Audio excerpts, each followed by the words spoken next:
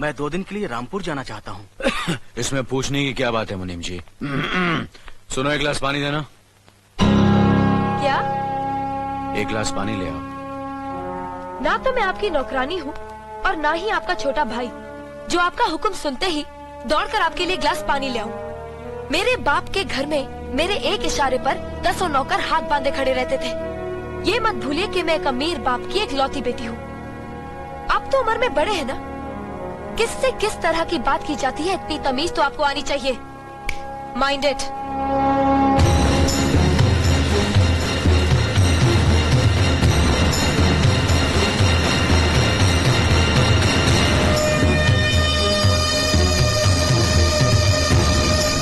मालिक, छोटी बहू की बात का बुरा मत मानना, नादान है, बच्ची है। गलती हमारी है मुनीम जी। हमने ऐसी लड़की को काम करने को कहा जिसे काम करने की आदत ही नहीं है। बड़े भैया, पानी। नकुल, वो ट्रैक्टर रिपेयर करवा लिया ना? जी करवा दिया।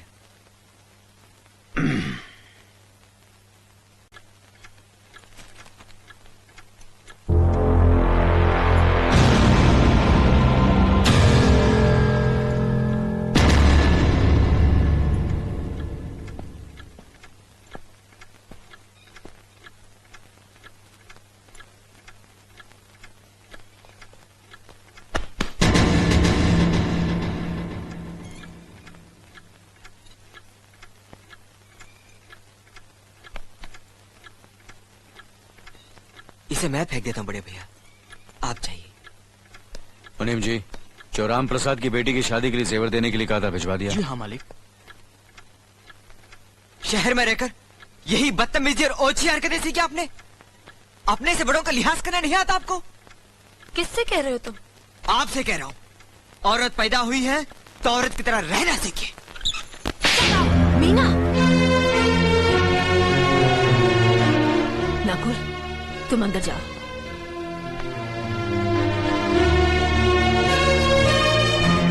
पागल हो गई हो तुम? औरत होकर एक मर्द पर हाथ उठाते हो? इतनी ऊंची घराने की बहू होकर ऐसी नीच हरकत, शर्म नहीं आई तुम्हें? कौन सा ऊंचा घराना? ये जहाँ सिर्फ एक आदमी राजा है और बाकी सब उसके गुलाम। मीना, चिल्लाइए मत। आप मेरी सास नहीं है। जिस तरह आप इस घर की बहू है वैसे मैं भी हूँ। बहू हो तो बहू की मर्यादा में रहो। मर्यादा की रस्सी में तो आप जैसी जाहिल और गवार औरतें बनती हैं। मुझ जैसी पढ़ी लिखी मॉडर्न जमाने की लड़की नहीं। Uneducated idiots. Excuse me. I'm not an illiterate. I'm a graduate from the University of Allahabad. I am aware of the modernization of women, but I have not forgotten my culture, my customs, my traditions and my values. And most of all, I'll never ever forget that I'm an Indian woman. Modern जमाने की औरत भी औरत ही होती है। उसे भी मर्द ही ब्याह कर ले जाता है, मर्द को ब्याह कर वो नहीं ले जाती। जमाने ख्याल और लिबास बदल देते हैं, औरत की शरीर की बनावट नहीं। लोग तुम्हारे ख्याल की लड़कियों को लज्जत का सामान भले ही समझते हो, इज्जत के काबिल कोई नहीं समझता। इज्जत आज भी उन्हीं औरतों की होती है जिनकी आंखों में हया हो, लाज हो, शर्म हो। हम नहीं कहते कि तुम बंदिशों में रहो, लेकिन अपने दायरे की सीमा को मत भूलो। लड़की जब अपने माँ बाप के घर होती है तब उसके कांधों पर अपने ही घर की इज्जत का बोझ होता है, लेकिन जब वो बहू बनकर ससुराल जाती है तब उसके कांधों पर एक नहीं 2 परिवारों की इज्जत का बोझ होता है। आज जिस तरह तुमने नकुल को तमाचा मारा, अगर उसी तरह उसका भी हाथ उठ जाता तो तुम्हारी क्या इज्जत रह जाती? कभी सोचा तुमने? क्या बात है मीना?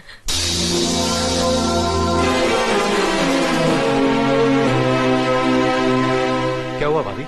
हाँ, कुछ नहीं। मीना कह रही थी कि उसे खाना बनाना नहीं आता। हमने सोचा कि 2-4 खरी खोटी सुनाने से ही सीखेगी, तो सुना दिया। बस रोने लगी। क्यों अर्जुन, हमें तुम्हारी बीवी को डांटने का भी हक नहीं? क्यों नहीं, आप हमारी भाभी माँ हैं। आप मार सकती हैं, डांट सकती हैं, कुछ भी कर सकती हैं।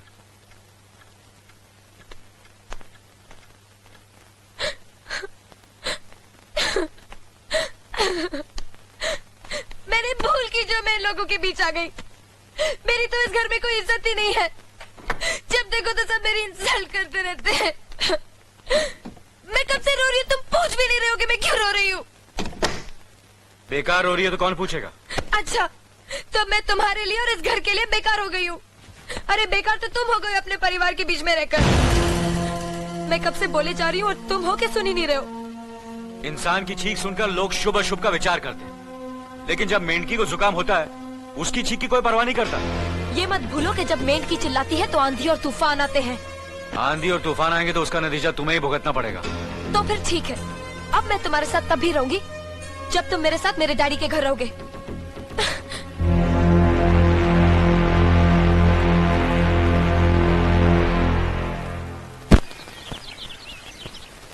हमारी मीना बहुत प्यारी बच्ची है, लेकिन उसमें अभी भी बचपना है। हमारे तौर तरीकों को नहीं जानती है ना, लेकिन आस्ता आस्ता हम उसे सब सिखा देंगे।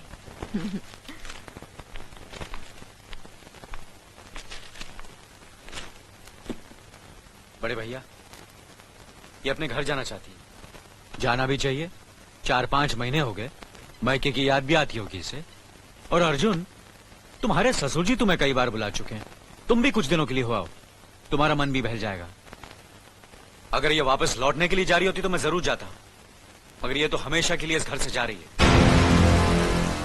कैसी बातें कर रहे हो? अगर तुम दोनों के ख्यालात एक दूसरे से नहीं मिलते तो इस मामले को घर की 4 दीवारी में बैठकर आपस में सुलझा लेना चाहिए। बहू शहर की पढ़ी लिखी लड़की है, उसे गांव की रीति रिवाज के बारे में क्या मालूम? ये तो तुम्हारा फर्ज बनता अर्जुन कि तुम उसे हमारे तौर तरीके सिखाओ। सिखाने से कोई फायदा नहीं बड़े भैया, ये खुद को इस माहौल में डालना ही नहीं चाहती, इसलिए भेज रहा हूं। अच्छा, तो तुमने फैसला भी कर डाला? बड़े भैया, बात यह है कि मैंने मीना को, तुम बहुत समझदार भी हो गए हो ना, तो फिर तुम्हें इतना तो समझ लेना चाहिए, अगर बहू अपने आप को बदल नहीं पा रही है तो तुम बहू के मुताबिक बदल जाओ। आखिर वो तुम्हारी पत्नी है, उसका साथ देना तुम्हारा धर्म है। तुम्हारे भरोसे ही तो उसने अपनी सारी जिंदगी सौंप दी तुम्हें। अर्जुन, मेरे दर्द पर तुम तड़प उठोगे, तुम्हें तकलीफ होगी तो मैं रो दूंगा, क्योंकि हम दोनों एक ही मां की संतान हैं, खून का रिश्ता है हमारा।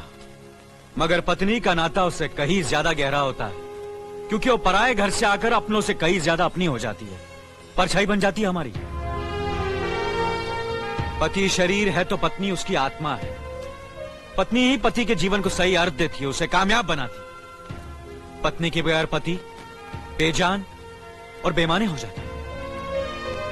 अगर आज तुम अपनी पत्नी को हमेशा के लिए उसके मायके छोड़ाओगे तो यह गांव, यह समाज क्या कहेगा हमारे बारे में? जरा सोचो अर्जुन, न्याय के सिंहासन पर बैठकर जो लोगों के अच्छे बुरे का फैसला करता है, अगर उसी के घर में नाइंसाफी होगी तो लोग हंसेंगे हम पर, किसी को मुंह दिखाने के काबिल नहीं रहेंगे हम। बड़े भैया, मुझसे भूल हो गई, मुझे माफ कर दीजिए। मुनीम जी। जी मालिक। जायदाद के दस्तावेज लाइए। जी अभी लाया। बहू, पति ही पत्नी की असली शक्ति होती है। हमारे पुरखों ने कुल धर्म पत्नी के बारे में कहा है, जो पति के काम में उसकी मददगार हो, उसे अच्छी सलाह दे, जो दासी की तरह उसकी सेवा करे, मां की तरह उसे खिलाए पिलाए, लक्ष्मी का रूप हो और धरती की तरह उसमें सहन शक्ति हो, वही आदर्श पत्नी होती है।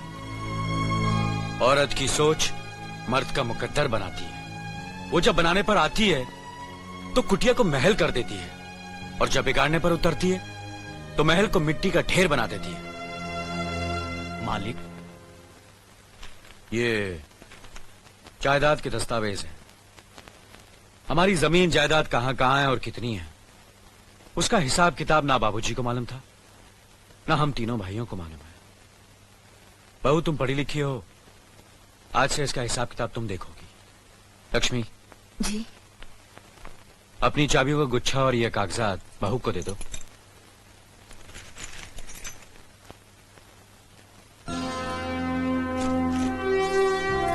आज से तुम इस घर की मालकिन हो। तुम जहां कहोगी, जिस कागज पर कहोगी, हम तीनों भाई चुपचाप आंख बंद करके दस्तखत कर देंगे। जैसा कहोगी वैसा ही करेंगे। बस एक ही विनती है बहू, हम तीनों भाइयों को अलग करने का ख्याल अपने मन में कभी आने मत देना।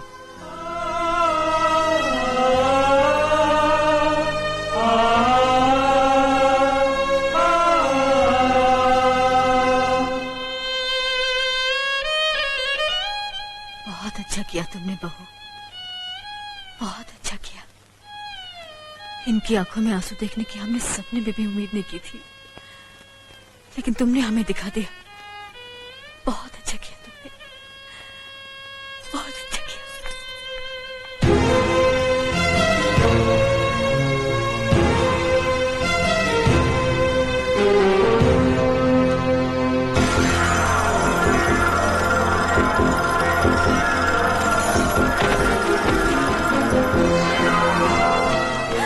मीना, मीना, क्या हुआ बहू?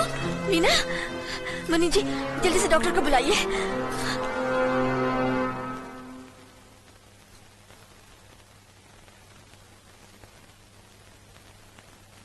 घबराने की कोई बात नहीं, ये माँ बनने वाली है।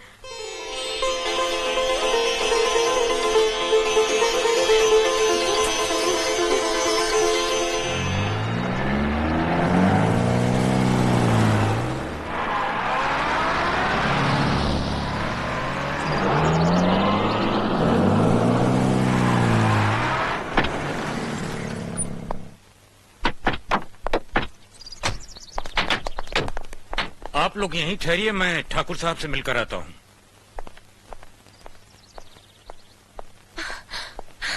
डैडी, डैडी, कैसी हो बेटी? What a pleasant surprise. आने की खबर भी नहीं की।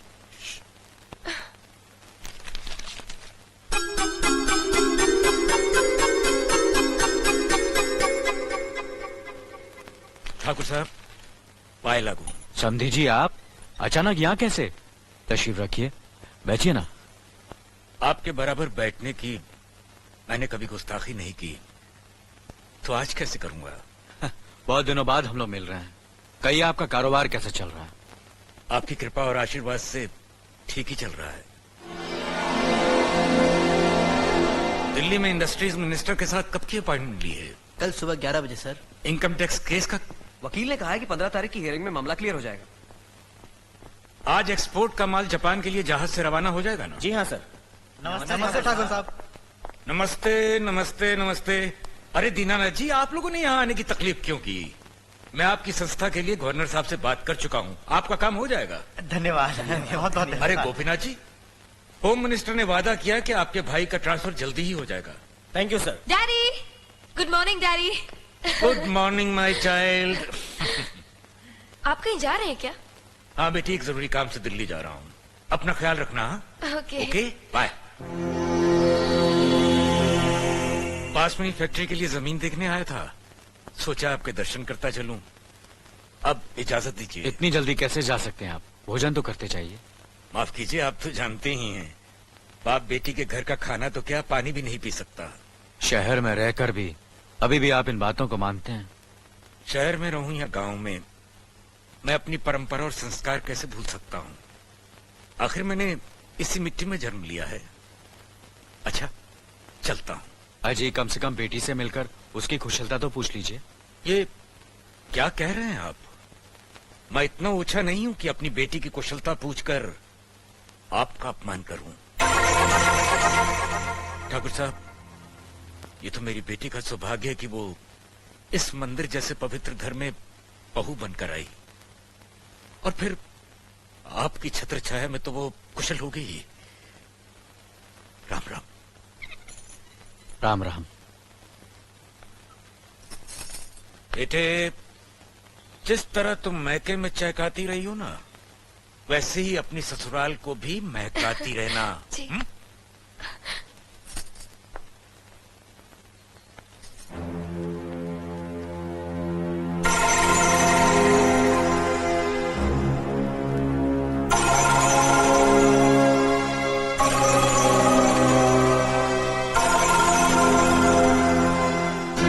आप तो उम्र में बड़े हैं ना, किससे किस तरह की बात की जाती है इतनी तमीज तो आपको आनी चाहिए।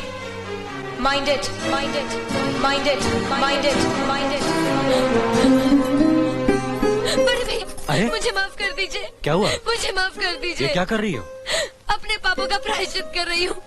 मैंने आप जैसे देवता का अपमान किया है, आपका दिल दुखा है, मुझे माफ कर दीजिए बड़े भैया, मुझे माफ कर दीजिए, मुझे माफ कर दीजिए। लक्ष्मी, मुझे माफ कर दीजिए बड़े भैया, बड़े भैया मुझे माफ कर दीजिए, मुझ पर तरस खाकर मुझे माफ मीना कर दीजिए बड़े चलो भैया। उठो, तुम्हें ऐसे नहीं बैठना मुझे चाहिए, माफ इससे बच्चे पर असर पड़ेगा बेटे। मैं आपकी भी दोषी हूँ दीदी। आपने जेठानी की जगह माँ बनकर मेरी गलतियों को बर्दाश्त किया और मैं अभागन आपकी बेटी न बन सकी। मुझे माफ कर दीजिए दीदी, मुझे माफ कर दीजिए। अब चुप भी हो जाओ। तो हमने कब तुम्हारी बात का बुरा माना? हाँ पगली, रोते नहीं, रोते नहीं।